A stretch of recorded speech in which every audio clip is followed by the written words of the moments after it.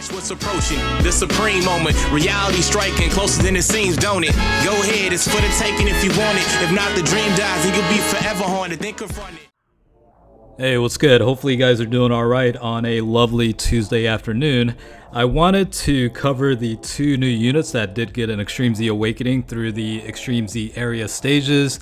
And let me tell you, these guys ain't no joke. I mean, it's definitely worthwhile to grind these guys up if you're able to. I think Cooler might be a little bit of reluctancy because it does cost, at the end of the day, 300 of the incredible gems. However, the Frieza unit is available from the Dokkan event, starting off as an SR unit. And, you know, I've waited a very, very long time for the Frieza to Dokkan Awaken or EZA, and, you know, it does not disappoint. I will put it to you that way. So you saw some of the potential skills that I had set up. For Frieza, it was level 9 additional attack, level 12 crits. Level 5 is kept at evasion levels. The Cooler unit, I did give level 14 additional attack, level 12 criticals. I initially thought about going into a heavier focus, like minimum level of level 17 for additional attack, but ended up opting for a little bit more higher levels toward crits. The reason why I wanted to highlight those is because the way they're built with the EZA, it's actually beneficial to focus a little bit heavier on the super attack levels. So we'll go ahead and start by one by one, and we'll start off with the final form Frieza unit. Again, this guy started off as an SR unit and ended up being an extremely good unit. So Wicked Bloodline category lead, 77%, not really that much worthwhile, but you know, it is worth noting, I guess. Super attack does have the Kaioken mechanic where the unit does raise attack along with causing supreme damage to enemy and also lowering attack. So that's why I went with a level 9 additional attack. I could have went higher, but you know, I kind of prefer the crits too, so that's the way it's set up for that. Now the passive skill is also very good. Attack and defense increase of 100%. And then the guard activated against all types and all allies keep +2, and attack and defense increase of 20% when there's a Goku's family category enemy. Also reduces damage received by 50% when guard is activated. And you're going to see this on the Legendary Goku event. This guy is actually a phenomenal beast on this particular event because you are facing Goku family category enemies, but outside of that he's okay as well. And you'll see the non-Goku family category enemies on the last portion of the video. I kind of brought in clips for the Infinite Dragon Ball History event, so just to give you a level of comparison, I did bring in two separate scenarios for that. Let's move on to the Cooler unit. I'm not going to talk about the link skills or whatever. They're pretty straightforward stuff anyhow. Now, counterpart to the Frieza, this guy will raise defense with every super attack. So, of course, again, like I said, the focus was additional attacks. Honestly, I could have went 17 at the minimum, but I decided to go 14, 12. Passive skill is an attack defense increase of 100%. Attacks effective against all types. All allies keep +2. And all enemies attack and defense -20% when there's a Goku's family category enemy. So again, a lot of these guys are specifically built for the you know, situations where you're facing Goku's family enemies. And what, you know, of course, what better scenario can you pick than the Legendary Goku battle?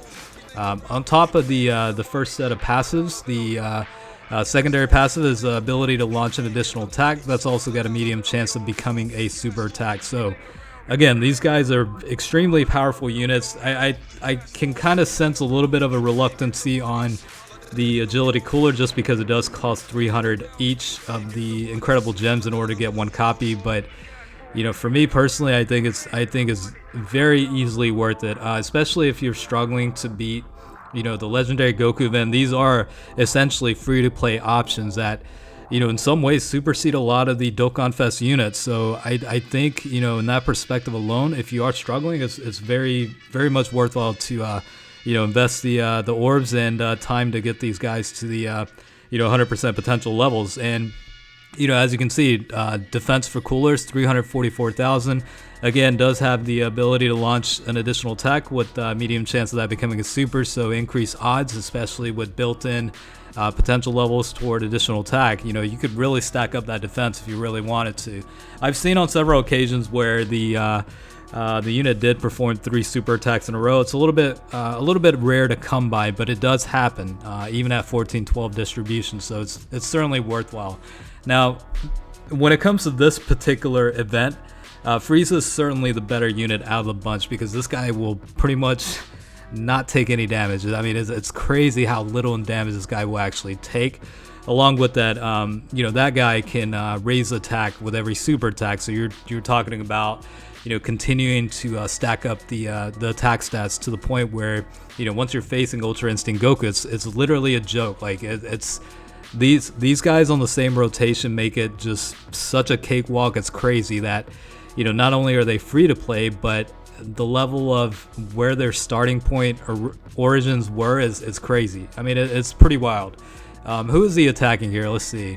Yeah, I mean, look at that. 21,000 in damage applied. It's just, yeah, I mean, it's nothing. And you'll see it toward the later parts of the battle where you are actually facing Ultra Instinct Goku that, the damage levels do increase to a certain degree, but it's literally pennies compared to some of the other units that would have otherwise taken damage. So it's crazy how good Frieza is on this event. A little bit of a, I don't know, like Frieza can definitely struggle a little bit when facing non-Goku family enemies, but again, this unit more or less is specifically built for these type of scenarios. So ideally, you do want to run it, but you do have the ability to at least stack attack, and lower enemies attack as well with the super attack. Still gets that attack and defense increase to 100% as kind of the base passive skill. So it's all good. Plus reducing damage by 50% when guards activated is also beneficial to have as well. I think between the two, I think Cooler is definitely more versatile just because the ability to stack up defense seems to be somewhat more added value in terms of like the current state of Dokkan battle. But either way, these two guys are extremely good. If you haven't grinded these guys yet, you certainly need to. At the very least, Frieza and Cooler, you can kind of think about it. They're always going to be available with the Baba Shop exchange. Of course, again, like I said, it does take 300 incredible gems, I believe, for each copy. But, I mean, you could go through the farming in whatever area it was and just, farm up incredible gems. I mean, I did it over the course of, years of playing, so I had plenty to spare where, it was literally nothing to rainbow the unit when I did a while back. So, with that being said, I mean, it really is beneficial to certainly get these guys to Easy A status because they will provide a lot of benefit. I mean, that was what, 43,000 in damage taken from Ultra Instinct Goku's super attack. I mean, in other situation, you're talking about at least a minimum of 200,000. So, I mean, that should just put it in perspective. It's really, really crazy how good these guys are, and I'm loving it. I mean, personally, like I said, I was waiting for Frieza to either get a rebirth or an Easy A at some point, and it kind of came out of nowhere, to be honest with you. So I was extremely happy about it when I first found out that it was happening, but at the end of the day, it's a very good thing. I mean, it's the more free-to-play options you have, personally, I think the better, and it gives you more flexibility in terms of building your deck. And these two guys do not disappoint whatsoever. So I highly recommend going through the process of grinding through these guys because they will make your deck that much better. So at the end of the day, I mean, if you don't plan on using this guy on a frequent basis, it's a nice collection to have. Personally, it's very nice for me to have it as part of the collection. So I don't mind it one bit. I make the mistakes of rainbowing pretty obscure units, but I think the state has changed a little bit to where you are getting Easy A's and rebirths for units that don't necessarily deserve the potential orbs, but when they do get that upgrade, it is a significant difference. So what is that? Is that 511,000 or 611,000? I can't tell from just the quick glance, but yeah, you're talking about a pretty significant defense level. It's pretty crazy. I think the additionals built in definitely does help, complemented by the potential levels. Again, you could go higher, 17 or 20. I don't know if you want to go all the way up to level 20 for level 20 for additional attack, but again, I think 14-12 works out pretty well too. You get a good balance between additional attack and crits. Of course, you know, this guy does effectively attack against all types. You know, when you're facing a Goku's family, you know, category enemy. So, you know, crits are nice, but not entirely a necessity. So you could certainly go higher toward the additional attack levels. So, like I said earlier, this is a switch in scenarios over onto the Infinite Dragon Ball History event. So a lot of these units early on, or enemies early on, are not Goku's family category enemies. So you'll be able to see how they perform on, you know, situations where the passive doesn't necessarily kick in. But either way, I mean, Cooler's probably the more versatile unit out of the two because of, again, the ability to stack up defense. Especially in these types of harder events. I mean, it's honestly a little bit more worthwhile to have defensive stability over just pure firepower. So, I mean, that's kind of the case when, you know, you're in a type disadvantage setting, and you'll see Frieza later on in a type disadvantage setting against Super Trunks, and you'll kind of get the gist of what I'm referring to.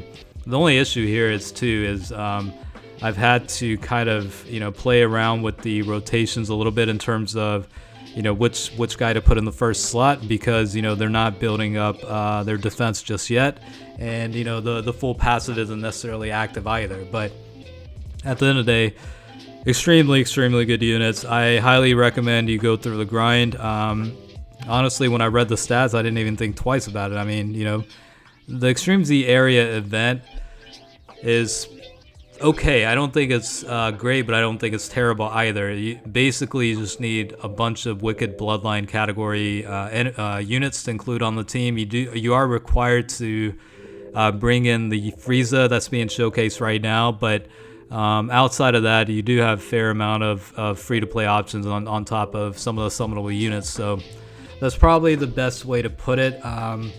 I don't know if it's the worst by any means. You know, there's definitely been others where it was much more restricted and limited, but yeah, it wasn't necessarily too bad, I would say.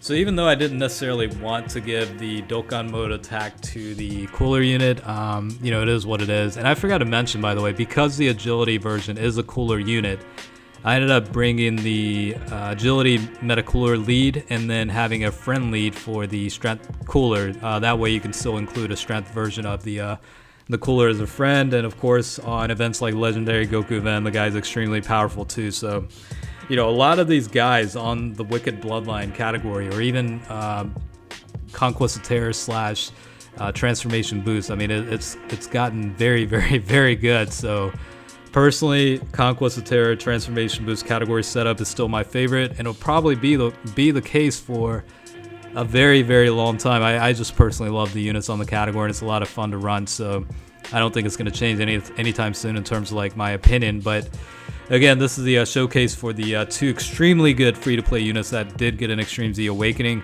Hopefully you guys enjoyed the video. As always, thanks for watching, and I will catch you guys later.